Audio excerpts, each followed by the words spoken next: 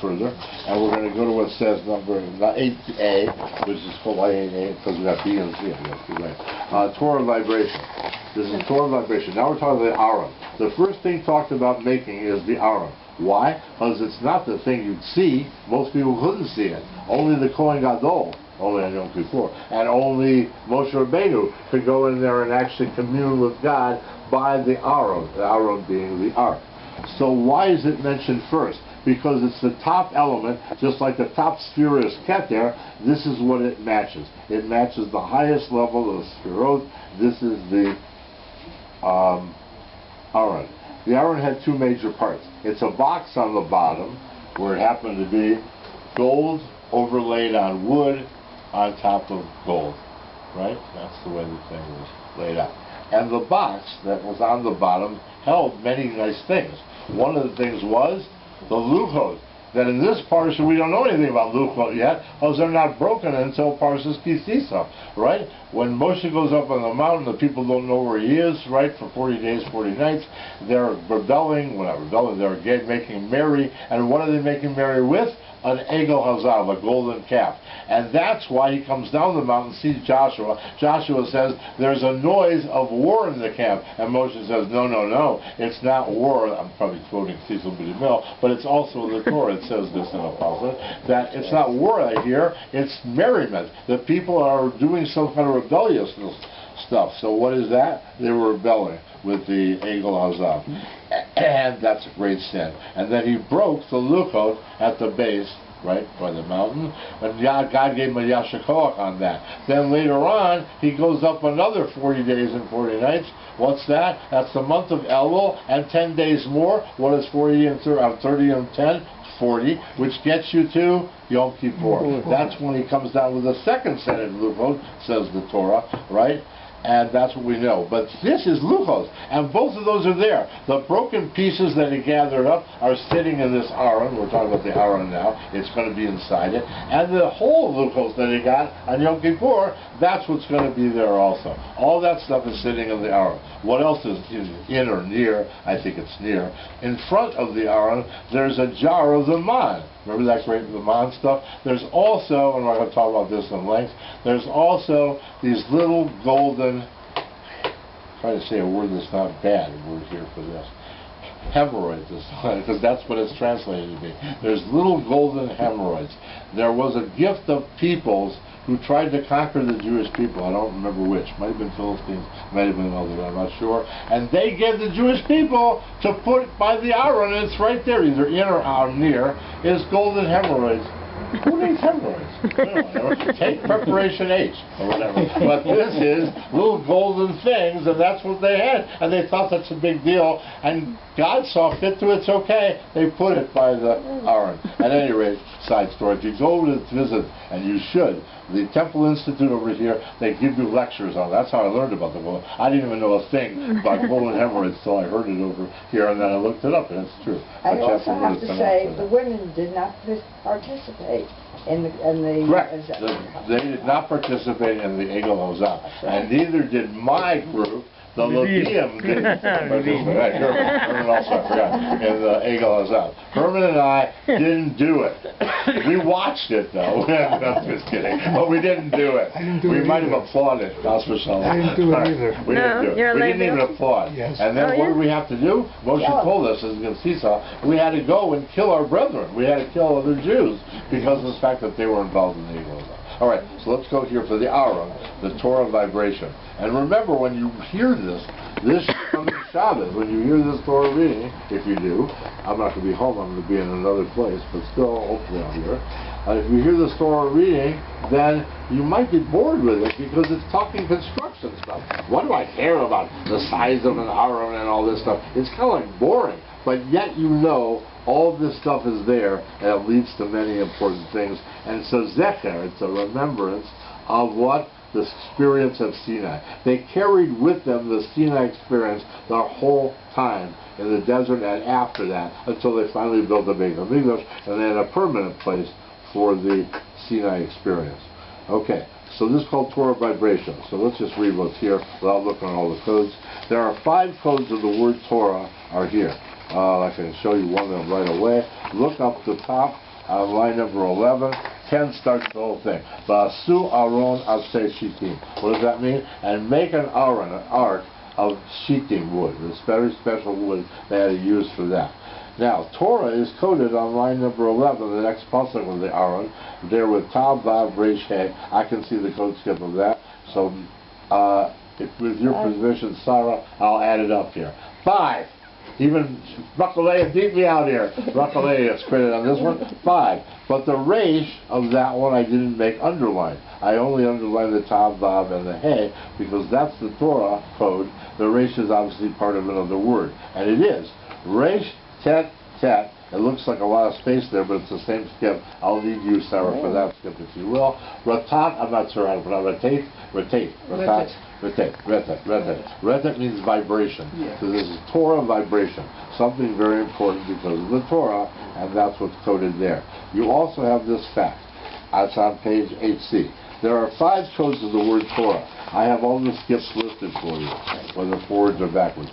There's 5 skip, 27 skip, 37, 91, and 108. When you add all those numbers of skips together, the total is 268. It's 4 times 67. Why 4?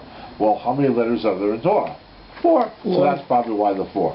67 happens to be the word Bina, and Bina is also coded here. Now, Bina is not Keter, and the level is really Keter that's going on. But Bina is the highest, what? Above human interaction. All the people, Avraham, Yitzchak, that's below Bina, right? Gevura is Yitzhak, below Bina. Tiferet is who? Is Yaakov, and it's below Bina. So everything is Bina and down. Human interaction is below Bina. So Bina happens to be coded here a number of times. And there's one more thing that I wanted to mention. Do you want the count for that? For which one? That's it. Yeah, that's the one I want to talk about. That's the word vibration. So Bina is here. Anything else here we want to notice? So the resh was the resh of Torah. It's also the resh of Bretet, which is vibration. And vibrations are important. Ask any scientist. They say that the world, you may think, oh, it's made of atoms and molecules. Yeah, that's ancient stuff. Lately, they've learned more than that there are things inside the atom. You all know what the things are? We have electrons, protons, neutrons, right? So we got those elements. And then they said, no, there's things even smaller than that. And they talked about quarks and stuff like this. But today, not today, but the last 20 years or so, they've come up with even more spectacular things, and they talked about vibrational mechanics. Special vibrations that are involved, we're not going to go into this. The science and the math is amazingly hard. I don't even understand one whit of it. But a teeny bit I understand because I was a scientist and a math person. I know a little, but that's this idea. It makes quark theory look like nothing. And anyway, yes. Sorry? 74. Is the count on Reddit. Yeah. 74 is the vibration. By the way, 2 times 37, there's your 37 again with the Chachma. And by the way, you reminded me of that right there. Chachma is also coded here. Not just Bina, also Chachma. That's on line number 17. I made it real big and bold. But Bina is because of the Gematria. Now, what more about the Aron? The Aron happens to be like a part of the human body. These things are all reminiscent of the experience at Sinai and also the whole universe. So like a sun and a moon, all this stuff is relevant, and there are codes of these things also. But there's parts of the human body. And we talk about the human body, so we think the heart is so important. If you have a heart attack, hospital shalom, it's not a good thing, right? Because it's a terrible thing. You need the heart, you need to be pumping well and good. But the heart is a muscle. I mean, it's very important. And it's very intelligently done by God, intelligent design and all that stuff. But it's a muscle, a very good muscle, and very smartly done. The brain is so much more important, and in fact, without the brain, you can't even have a heart, because the autonomous nervous system is what controls the heart. Your beating of the heart is the thing that's always, okay, have a heart attack, it'll stop, chas v'shalom, or it can blow up, or things get clogged, whatever. But the point is, the heart is a muscle, and if beating of that muscle is not like I do this, I did that because I wanted to. And it's me thinking, I want to do that. So you send neuron message down here and you get it back and all that sensory stuff. That's all that. That's by you. But you've got autonomous, which means it's always a process that's going, and there are others too. I'm sure the doctor could explain it. We won't let you know. All right. Today. At any rate, and that autonomous nervous system is running the heart. So the heart would be nothing if it wasn't for the brain. So the brain, in Hebrew that's moach, is all over the place with the aron, because it's called the brain of the Mishkan. That's the brain center, and therefore with thoughts. Now I call the thing aron, thoughts of peace. We're going to get to peace in a minute. I listed you some of the codes. These are not all of them. There are 17 codes here of moach. I counted them. I used my computer to find them. And that's for code skips that you see listed. Beyond 152, there is no higher code skip than that. There is no 358 code skip or anything. That would be Parshat, by the way. That's the highest stuff, by the way. I didn't go too high to look. I went into 260 or 7. Anyway, that's the ones we got. But I didn't list the last 6 of them. I did not list the higher ones in 60, 64, 66. I didn't list a picture of a diagram of the 106, 114, or 152. I do not have those 6. But the other 11 of them I have. So, I'm sorry, I said 6 and then 5. Those 5 I do not have. I have 12 of them listed for you. So the skips are 1199. Why are there 2 with 1? Does that mean the code is actually there? Is it part of the text? And the answer is no. Because if you look where the first one is, it's on line 10. Su Aron Alpei Shitim Amasayim Bechetzi. It's in 2 words, like Rachel just said. Therefore, that's the word moach, but really it's part of 2 words. Then it's a final man anyway. But the point is it's moach. And then below, you see a similar effect when he's making the kaporet. The kaporet is, I didn't mention before, the aron is not only the box, but it's also got a cover, a pure gold cover made from 1 piece of gold, just like the menorah is, and it's carved out cherubim. Cherubim are these little cherubs. They look like little angel figures or little almost baby children kind of figures. I kind of think, actually, that Trump looks a little like an old cherub. I really do. And there may be a reason why he looks like that, as we will see later when we talk a moment or 2 about Trump. But at any rate, but whether he's a little cherub or not a little cute cherub, don't call the president a cherub. It could be dangerous. All right, at any rate. But, he's very dangerous. All right. But when you add up all these numbers, the number code skips added together is amazing. If I wouldn't have seen it, I wouldn't have believed it. The number of skips is 752. It's equal to 2. 2 makes sense also because Keter, the usual level in Sephiros, which I didn't bother to write, Keter is here too a number of times. The highest Sephira has a dual nature. Why a dual nature? Because there's 2 partsufim.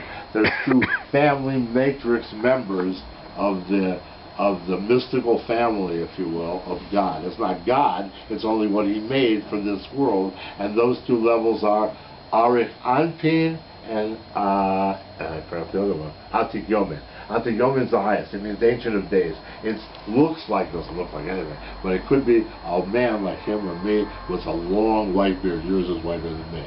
So we're not saying you look like God or I look like God. Chas v'shalom, right? God's better looking than us, right? And we look at his image, we can't even see his image. In fact, they said, we saw no likeness in Har Sinai. But if you can imagine in your mind, Atik Yomin, it means Ancient of Days. He's this old great-grandfather. That's what he's called. He's called not just the grandfather, the great-grandfather. And then there's also the grandfather. Well, I can't just have at the family table the great-grandfather. You might not even have a great-grandfather there. You might have the grandfather. I'm the Saba.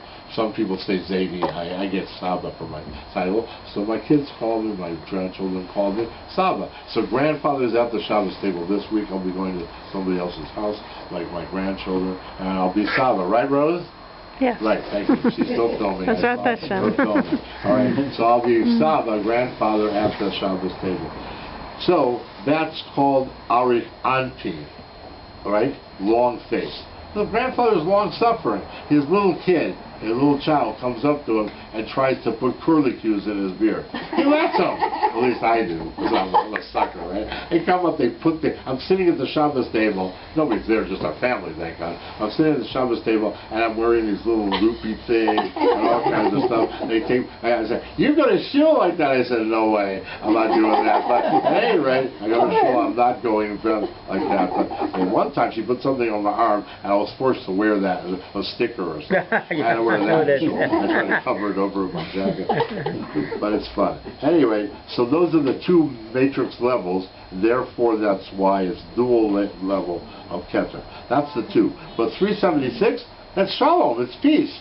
In fact, one of our sheets we're going to read, if I get a chance to, talks about Palace of Peace, that the temple is called sometimes the Palace of Peace. This is the peace. Now that's why it's thoughts of peace. The Aaron area brings peace, right? Who goes in there? Aaron a Kohen, or any Kohen Gadol, goes in there. Only when? On what? Yom Kippur. He goes in there. What's he doing there? He's doing there to get peace for Israel, to get atonement for Klal Yisrael. So that's therefore going to bring peace to the Jewish people, which we desperately need. Okay, so that's that. Now we're going to